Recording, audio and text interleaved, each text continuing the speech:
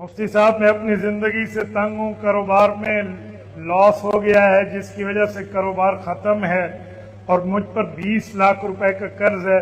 आज खुदकुशी के लिए निकला था मगर आपको प्रोग्राम था तो आपके जलसे में आ गए। शुक्र है भाई आप जलसे में आ गए, आपने खुदकुशी नहीं फरमाई।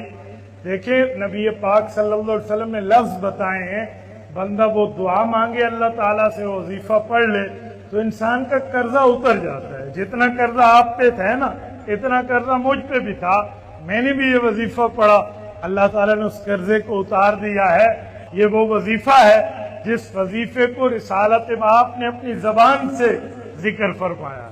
ये रिसालत माब अलैहिस्सलाम की जबान अक़दस से जारी हुआ है।